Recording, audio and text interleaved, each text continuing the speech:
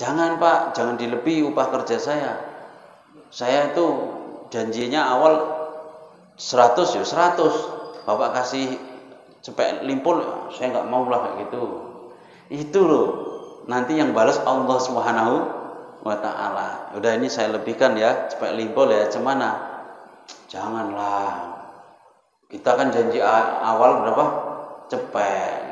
Jadi cepet aja. Enggak, ini saya lebihkan. Saya nggak mau kayak gitu. Hebat ini orang kayak gitu. Tapi orang yang kayak gini saya rasa entah ada atau enggak sekarang. Sudah habis stoknya kayak gini ya. Hah? Ya Allah. Wa baqaratu Bani Israil. Inilah hewan-hewan yang masuk surga. Hewan saja bisa masuk surga, coba. Hewan yang ikut Ashabul Kahfi, hewan yang setia kepada Nabi Uzair, iso masuk surga. Bayangkan kalau kita ini setia kepada Nabi kita Muhammad sallallahu alaihi. Ini hewan yang dinaiki Nabi Muhammad, buruk, masuk surga. Kalau kita mau menjadi umatnya Nabi Muhammad, mencintai Nabi Muhammad, apakah lebih hebat dari anjingnya Ashabul Kahfi? Apakah lebih hebat daripada khimarnya Nabi Uzair? Apakah lebih hebat dari semutnya Nabi Sulaiman? Makanya muliakanlah diri kita dengan mendekatkan diri, mencintai kepada manusia yang paling mulia di sisi Allah Subhanahu wa ta'ala. Siapa? Nabi Muhammad sallallahu alaihi wasallam.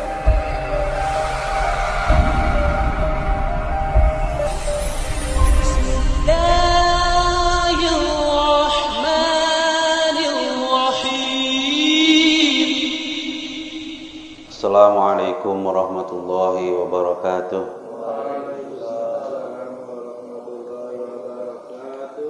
Alhamdulillah nahmaduhu wa nasta'inuhu wa nastaghfiruh. ونعوذ بالله من شرور أنفسنا ومن سيئات أعمالنا من يهده الله فلا مضل له ومن يضلله فلا هادي له أشهد أن لا إله إلا الله وحده لا شريك له وأشهد أن سيدنا محمدا عبده ورسوله لا نبي بعده اللهم صل على سيدنا محمد wa ala alihi wa ashabihi ajma'in amma ba'du. Jemaah yang dimuliakan Allah, marilah bersyukur kepada Allah Subhanahu wa ta'ala atas limpahan nikmat dan karunia-Nya sehingga pada malam hari ini, malam Rabu, kita bisa kembali melaksanakan agenda rutin kajian dalam keadaan sehat walafiat.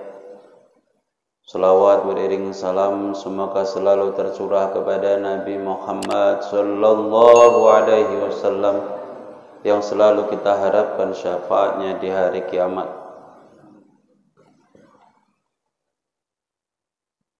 Melanjutkan kisah Mi'raj pada malam Rabu sebelumnya sudah dibahas bahwasanya Nabi dibawa malaikat Jibril dan malaikat Mikail untuk dibersihkan. Dibersihkan dengan air apa, Pak? Air Zam-Zam di dekat sumur Zam-Zam. Air yang paling bagus, urutannya satu air Zam-Zam, satu air yang keluar dari jemari-jemari Rasulullah sallallahu alaihi wasallam. Yang kedua air Zam-Zam. Kemudian yang ketiga air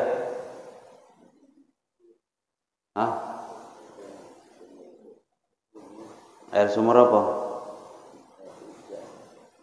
Kalau lupa, air sungai Nil. Kemudian baru air-air yang lain. Sini ada wa afdalul ma'i ma'un qad naba min baini asabi'in nabiyil mutaba yalihi ma'u zamzamin fal kausar o ma'ul kausar. Air Zam-Zam, lalu air Kausar, kemudian air sungai Nil, baru air-air yang lain. Kemudian setelah dicuci, dibersihkan, diisi dengan apa? Wa mala'a khilman, diisi penuh dengan sifat hilm. Hilm itu tidak mudah marah. Kebalikan dari godop, kebalikan dari pemarah itu hilm. Sikit-sikit emosi, sikit-sikit emosi. Kebalikannya adalah hilm. Hilm itu bisa mengontrol emosi. Jadi tidak mudah emosi, itu hilm. Dipenuhi hati Nabi dengan hilm. Wa ilman, dipenuhi dengan ilmu, wa yakinan, dipenuhi dengan yakin, sehingga tidak ada ragu sedikit pun. Masya Allah, kalau sudah dipenuhi dengan yakin itu isinya ibadah itu nikmat saja, selalu ingat kepada Allah. Beda dengan kita, kadang datang juga ragu ya. Ada masalah besar sedikit kadang datang ragu.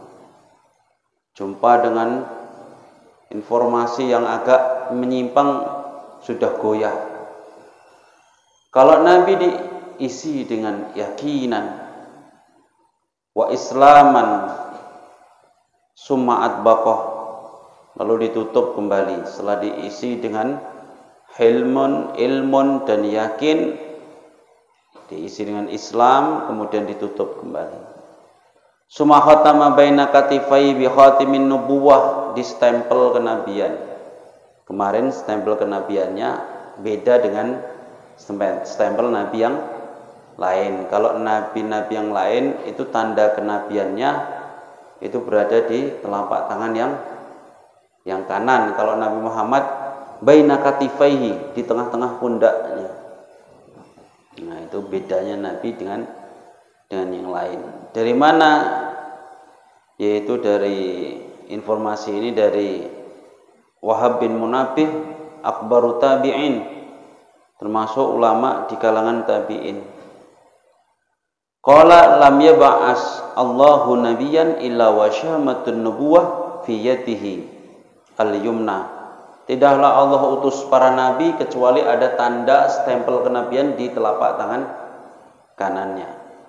Illa nabiyina Muhammad, kecuali nabi kita Muhammad sallallahu alaihi wasallam. Fa inna syamatun nubuwah kanat baina katifaihi, karena stempel kenabiannya Nabi itu berada di antara dua katif, di antara dua pundaknya di sini.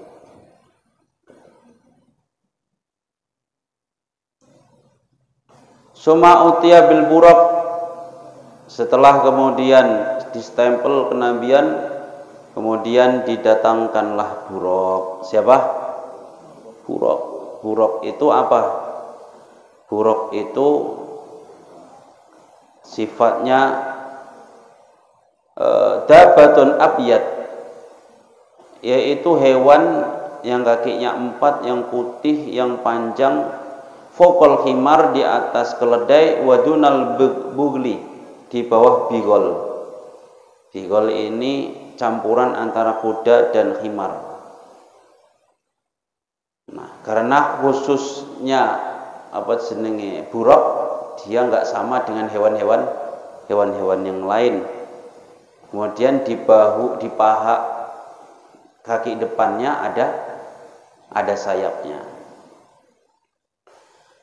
Kemudian termasuk sifatnya buraq itu ada 2 baris di antara kedua matanya. Di sini ada tulisannya. Tulisannya adalah La ilaha illallah yang di atas, kemudian bawahnya Muhammadur Rasulullah.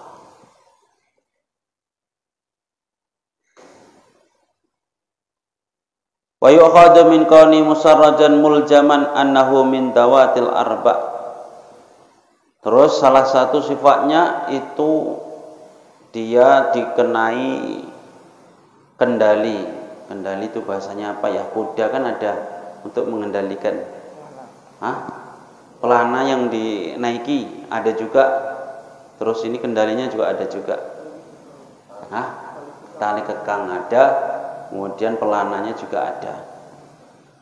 Bahkan ada yang mengatakan pelananya itu pun dari yakutatun min lu'lu'in baydha, dari intan yang putih. Itu pelananya. Walijamuhu min yakutatin hamra, dan kendalinya ini dari intan yang merah. Kendalinya dari intan merah, apanya dari intan yang putih. Masya Allah, kayak mana indahnya. Kendaraan khusus.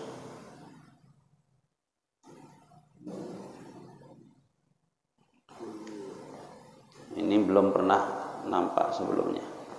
Dan ini kendaraan khusus para nabi. Karena Nabi Ibrahim pun dulu pernah naik buruk. Jadi belum tidak khusus nabi, memang Nabi Ibrahim juga pernah naik buruk ini. Mayati min wad'i hafir inda muntaha tarfihi wa tuli yadayhi ala rijlaihi taratan wa aksiha ukhra. Qalu yada'u hafirahu.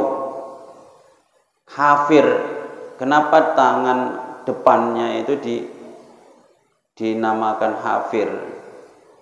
Padahal hafir itu sesuatu yang digunakan untuk menggali.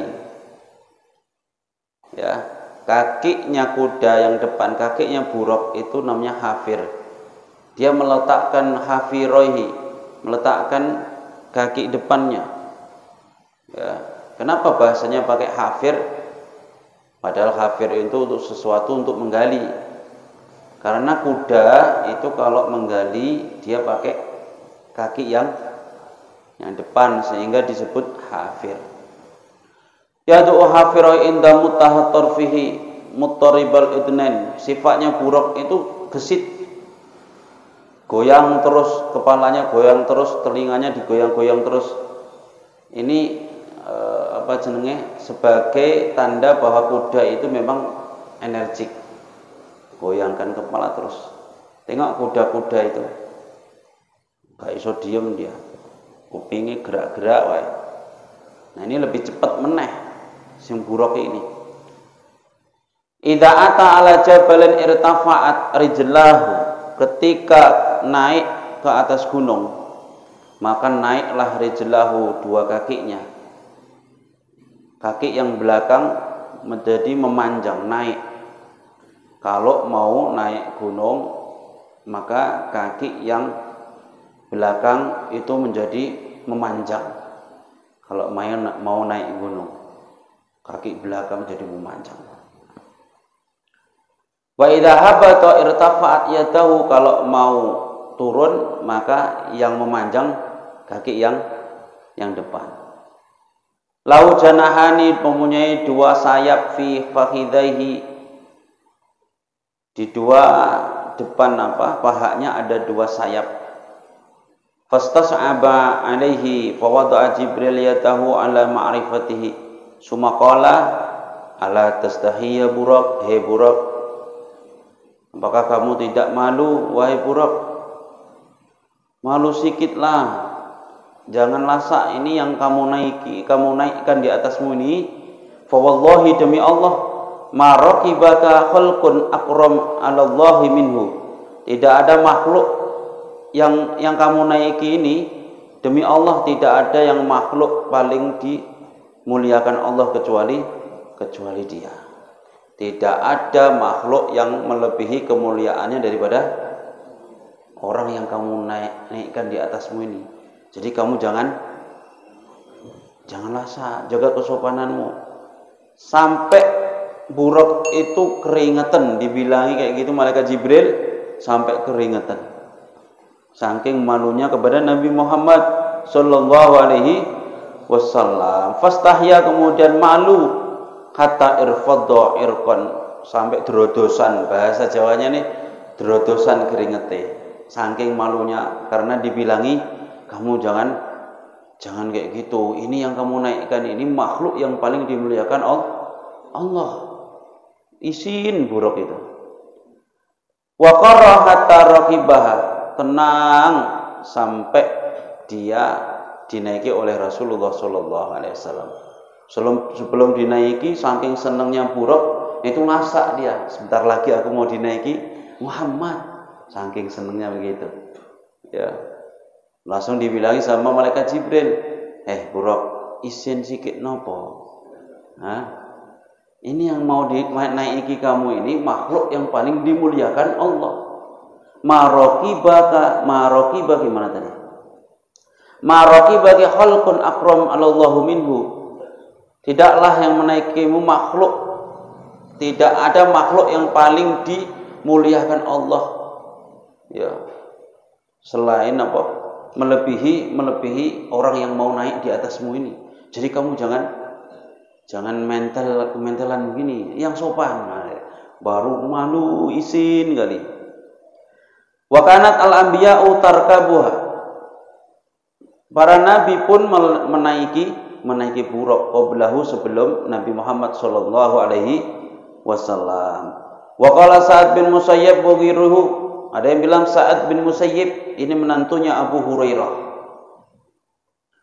Wahya dabatu Ibrahim, kata menantunya Abu Hurairah, buruk itu adalah kendaraannya Ibrahim alaihissalam. Allati kana yarkabu alaiha lil bait, yang dinaiki oleh Nabi Ibrahim lil baitil haram, menuju Mekah, karena Ibrahim alaihissalam itu dulunya tinggal di mana? Di mana? Nabi Ibrahim tinggal di Palestina. Kemudian untuk jenguk Nabi Ismail naik apa? Naik Buraq. Fantalaqa bihi Jibril. Jadi buruk ini salah satu hewan yang masuk surga. Apa? Salah satu hewan yang masuk surga adalah buruk. Siapa yang tahu hewan-hewan yang masuk surga? Apa Ustaz? Kucing. Kucing siapa? Hah? Kucing.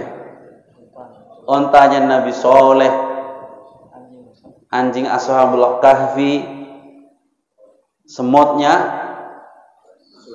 Nabi Sulaiman, ikannya Nabi Yunus, ikan yang menelan Nabi Yunus bin Matta. Ikan apa jenenge? Ikan nun. Dia bilang ikan paus. Sampai saiki isih urip. Tangkep museum ke. Kalau duitnya akeh kok.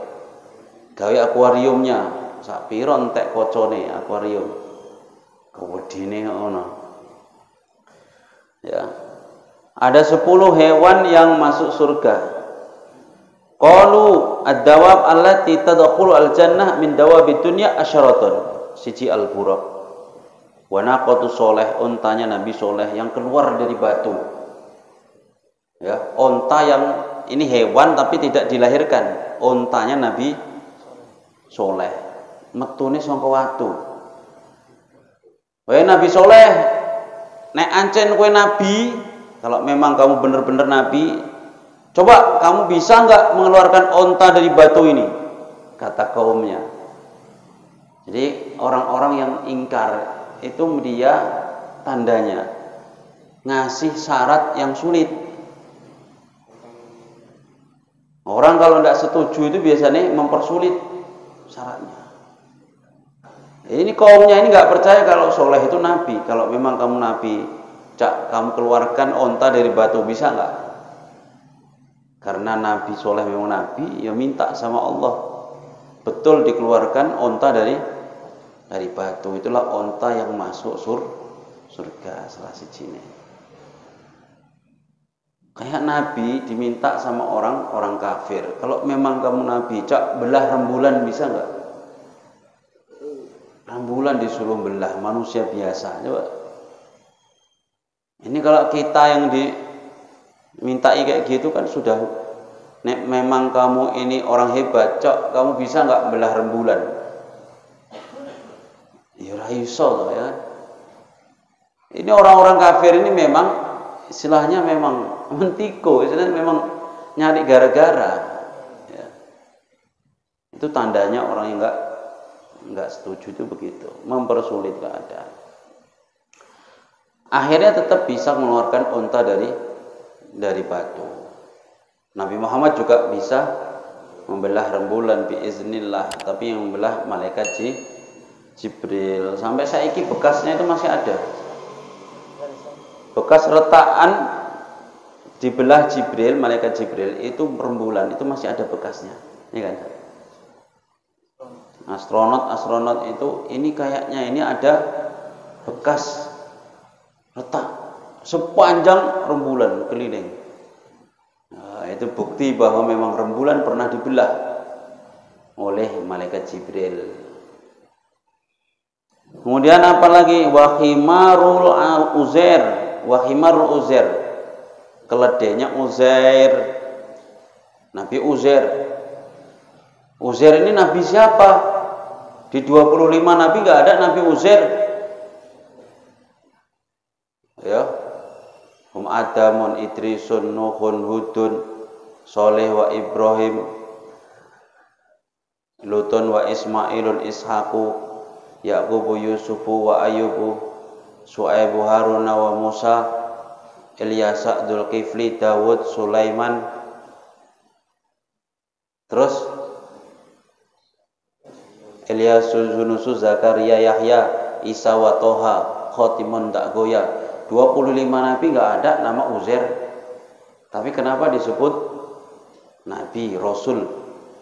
Rasul itu ada 313, yang disebut dalam Al-Qur'an cuman 25. Tapi Uzair juga disebut dalam Al-Qur'an. Ya. Di surah At-Taubah kayaknya. Coba nanti cari ayat 30 Taubah. Jadi kata orang Yahudi, Uzair ibnullah. Uzair itu anaknya Allah. Kata orang Yahudi. Orang Nasara berkata, waqalatin Nasara Isa ibnullah. Isa anaknya Allah. Orang Yahudi menganggap Uzair anaknya Tuhan, anaknya Allah. Orang Nasara menganggap Isa anaknya Allah. Adalah Allah lam yalid walam yulad walam yakul lahu kufuwan ahad. Loh, kenapa kok mereka itu menganggap Uzair anaknya Allah? Jadi Uzair ini apal Taurat. Uzair ini apal Taurat. Orang zaman dahulu itu nggak ada yang hafal kitab sucinya. Nabi Musa saja nggak hafal kitab Taurat. Nabi Musa itu ngajarkan Taurat ya buka buku. Sedangkan Nabi Uzair justru dia hafal Taurat. Itu hebatnya Uzair. Jadi Uzair ini diwafatkan Allah 100 tahun. Kalau Ashabul Kahfi berapa? 309 tahun. Kalau Uzair 100 tahun. Dia melewati suatu kota yang mati. Jadi dia mikir, apakah Allah mampu menghidupkan kota ini kembali? Membangkitkan kota ini kembali. Sehinggalah dia di gua, kemudian himarnya ini yang masuk surga ini diikat di depan gua, kemudian dia masuk gua, diwafatkan Allah di situ 100 tahun. Akhirnya setelah dibangunkan itu melihat himarnya tadi, keledainya tadi itu sudah ada tulang belulang. 100 tahun. Coba lihat onta khimarmu itu. Kemudian tulang belulangnya, khimarnya, keledainya itu berdiri. Berdiri kemudian balik meneh ngono, set dadi meneh, khimar meneh. Kayak gitulah Allah membangkitkan manusia. Ya. Kamu tahu kamu itu sudah berapa lama kamu wafat? Kamu itu sudah wafat 100 tahun. Nek gak percaya masuk ning kota, duitmu gawe tuku. Uangnya dipakai untuk beli di kota. Karena dia tadi lewat kota yang dianggapnya Allah tak mampu membangkitkan kota itu. Dilewati kota itu sudah penuh dengan manusia semua, udah rame. Loh, ini kan dulu yang kota mati itu sekarang sudah rame. Dia gunakan duitnya itu sudah nggak laku. Ternyata itu duit sudah 100 tahun yang lalu. Orang-orang kaget. Loh, Uzair ini kan dulu memang pernah ada cerita Uzair. Ini kok dia masih hidup? Wah, ini berarti dia ini apa? Orang hebat ini. Sudah begitu ketika ditanya, karena gini, masa itu dikuasai sudah melewati Bukhtanasor. Jadi kitab-kitabnya orang itu dibakar semua. Entek salinan Taurat nggak ada. Yang punya itu cuma Nabi Uzair ini. Yang asli dibawa bapaknya Nabi Uzair, namanya Saruha. Saruha itu golek nggon enak deh. Dongkas turu itu. Jadi kitab yang asli itu cuma pada Nabi Uzair, itu pun punya salinan bapaknya, Saruha. Ketika dicari karena sudah 100 tahun itu Tauratnya sudah apa? Sudah hancur. Kemudian orang-orang minta sama Uzair, mintalah coba kamu salin kembali Taurat. Gimana olehku nyalin? Sopo sing ngapal Taurat? Duduk-duduk dikelilingi kaumnya. Kemudian nggak lama tiba-tiba datang ada bintang yang jatuh entah kayak mana menimpa dia, kemudian dia bisa menulis kembali Taurat dari awal sampai akhir. Maka orang-orang pun heran dan menganggap ini bukan orang biasa, ini pasti anaknya Tuhan, ini anaknya Allah ini. Kenapa? Karena tidak mungkin orang bisa nulis Taurat dari awal sampai akhir. Sedangkan Musa saja yang diturunkan Taurat kepadanya itu tidak hafal Taurat. Jadi Nabi Musa kalau ngajar Taurat dia nggak buku. Sedangkan ini siapa? Uzair ini hafal, ditulis kembali. Makanya disebut orang-orang Yahudi siapa? Uzair adalah anaknya Allah. Ya, wa qalatin nasara Nabi Isa anaknya Allah. Himarnya Nabi Uzair itu juga masuk surga. Wa kalbu kahfin. Kemudian anjingnya Ashabul Kahfi juga masuk surga. Wa khutu ibnu Mata, yaitu ikannya Yunus bin Mata. Suma Bakurah, ya, kemudian anak sapinya Bani Israel. Anak sapinya Bani Israel siapa ini? Anak sapinya yang di surah Al-Baqarah. Bahkan kenapa surah Al-Baqarah itu disebut surah Al-Baqarah? Karena ada kisah Al-Baqarah ini. Ini sudah sering diceritakan, sudah sering dengar ya Al-Baqarah ini. Warnanya sofraun, kuning kemasan, faqiul launuha, tasurrun nadhirin. Siapapun melihat anak sapi Bani Israel ini akan tertarik. Gara-garanya Bani Israel ada seorang yang terbunuh, rame lah. Minta keputusan Nabi Musa.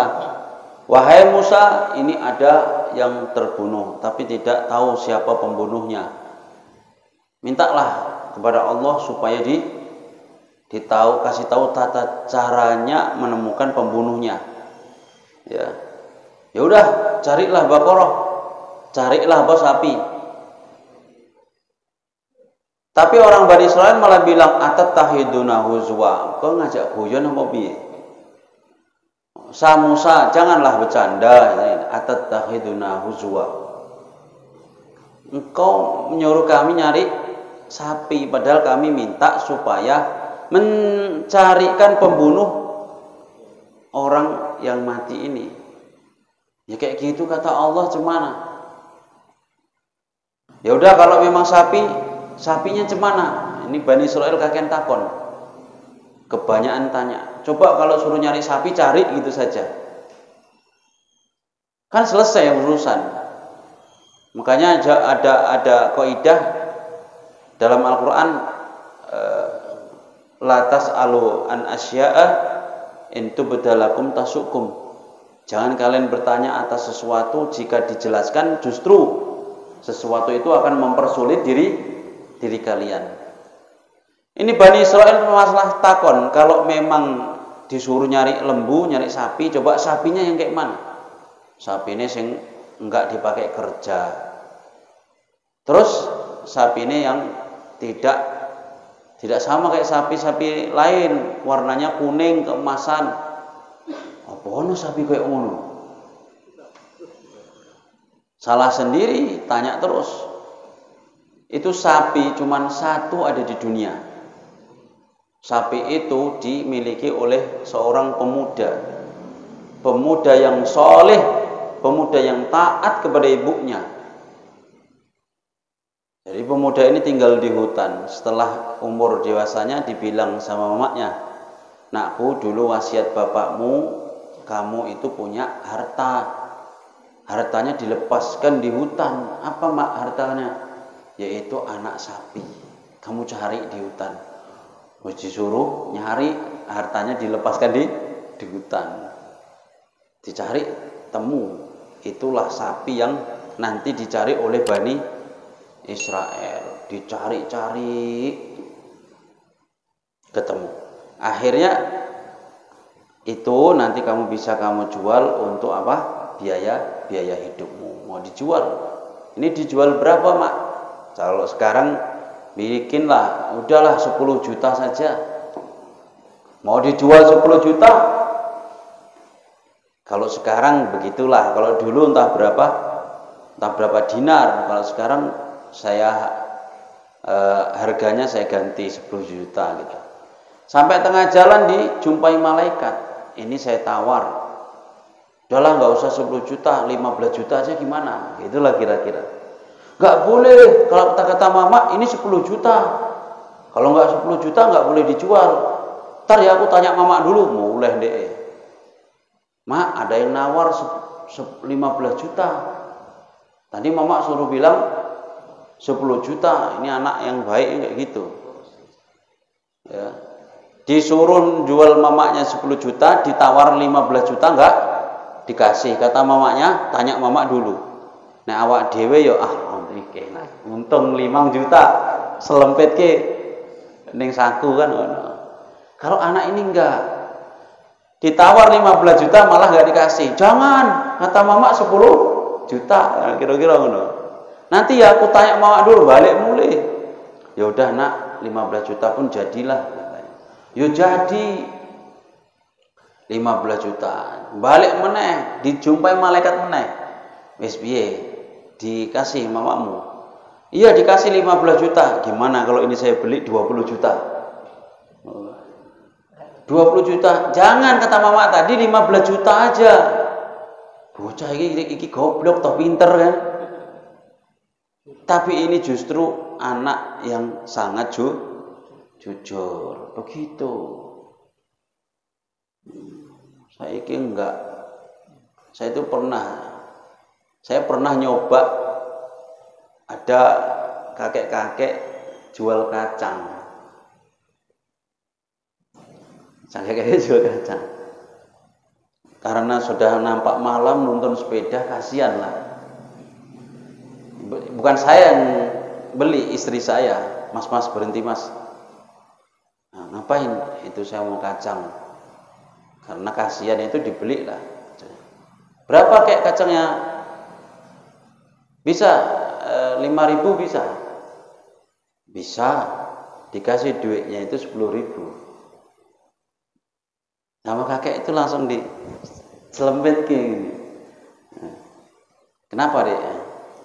Nggak apa-apa, ngetes saja. Tadi sengaja ku lebihkan itu. Ya, sengaja ku lebihkan. Memang adik mau ngasihnya, cuman ngetes juga orang yang kayak gini itu jujur apa enggak.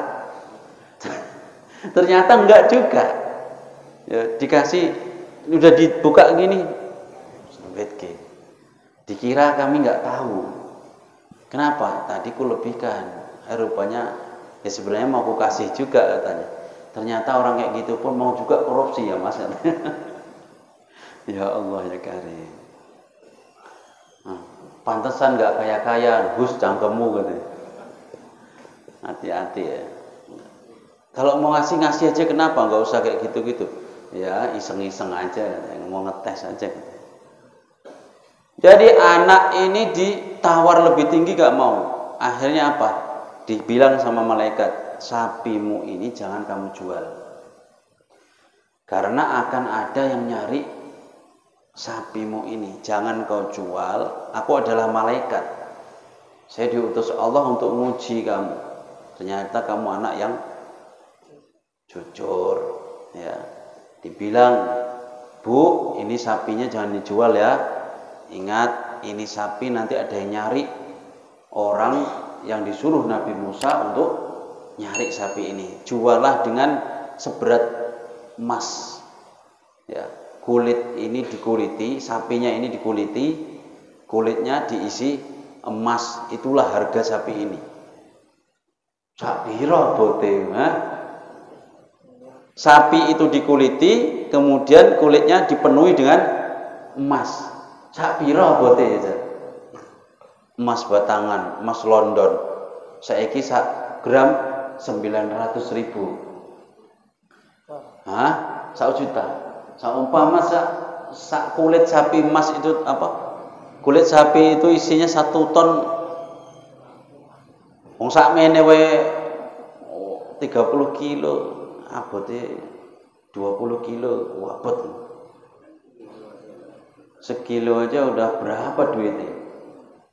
Bermiliar-miliar. Ini adalah balasan kejujuran atau rezeki anak soleh bahasanya.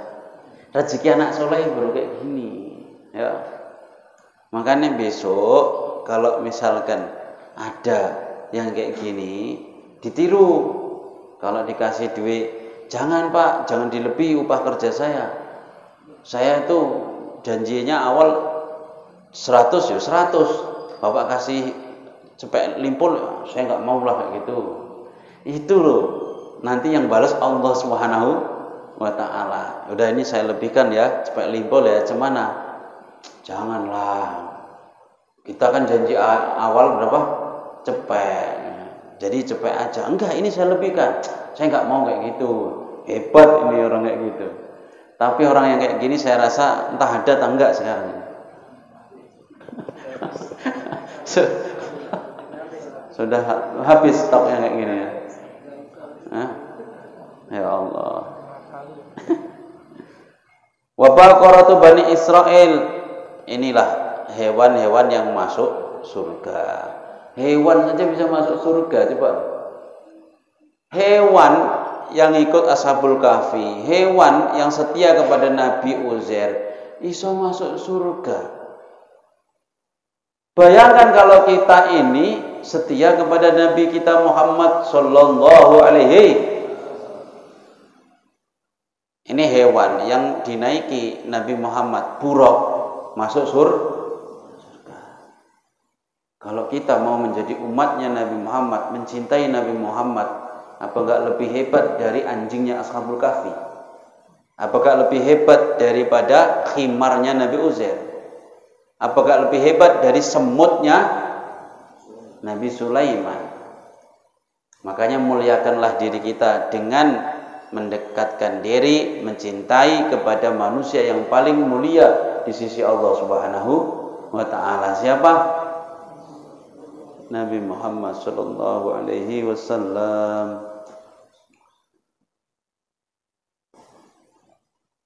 Fantalaqa bi Jibril, kemudian malaikat Jibril membawa Nabi Muhammad wa huwa an yaminihi. Malaikat Jibril di sisi kanan memegangi pelana kuda.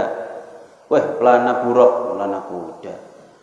Wa Mikail, dan malaikat Mikail an yasarihi, dari sebelah kiri memegangi lijam atau kendalinya buruk tadi.